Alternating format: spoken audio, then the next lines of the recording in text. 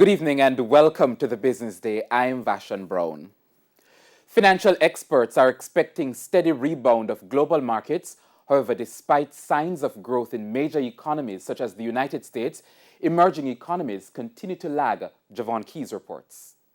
Many investors have been erring on the side of caution when it comes to expanding their portfolio during the COVID-19 pandemic. But as some economies slowly recover, financial experts are expecting positive returns. Managing Director and Global Market Strategist at global investment management firm Goldman Sachs, Vitaly Meshkalam, while speaking at Sagicor's Money Talk on Tuesday, says the global market is starting to rebound. We have a Federal Reserve in the US that has found cover because employment numbers continue to lag.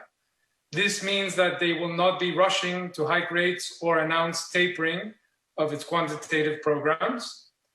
In turn, this has brought volatility lower in most asset classes, which tends to coincide with a search for yield, carry trades, which you might have heard, where people are simply looking for ways to position in relatively quiet markets and thinking about how to generate positive returns. He says the stable upward trend in the U.S. should help global growth. Mr. Meshkalam says the upward movement in the Purchasing Managers Index PMI, which gives an idea of economic trends in the manufacturing and service sectors, supports the prospects for growth.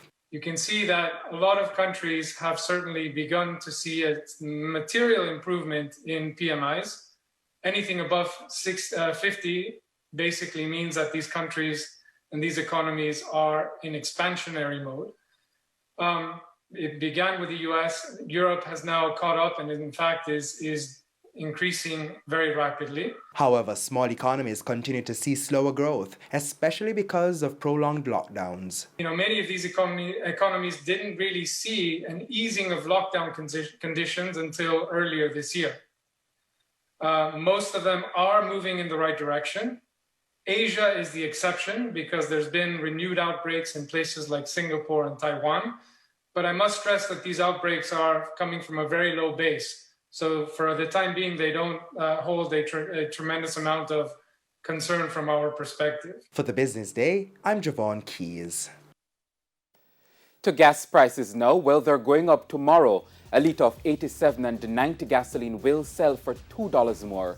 It will cost $2.62 more for automotive diesel, while ultra-low sulfur diesel will increase by $2.39. The price of kerosene will go up by $3.06. Propane will cost $2.39 more, while $2.98 will be added to the price of butane. Oil prices went up today. Oil for delivery in July closed 3 cents higher to settle at $72.15 a barrel. In currency trading, the US dollar sold for $150.77. The Canadian dollar sold for $124.93. The pound is going for $211.04, while the euro closed at $184.97. The JC Index advanced by 1,596 points today, while the junior market index declined by 32 points. Among the winners were JMMB Group 7.5% shares, JMMB Group ordinary shares, Siboney Group, Nuts but Express and Access Financial Services.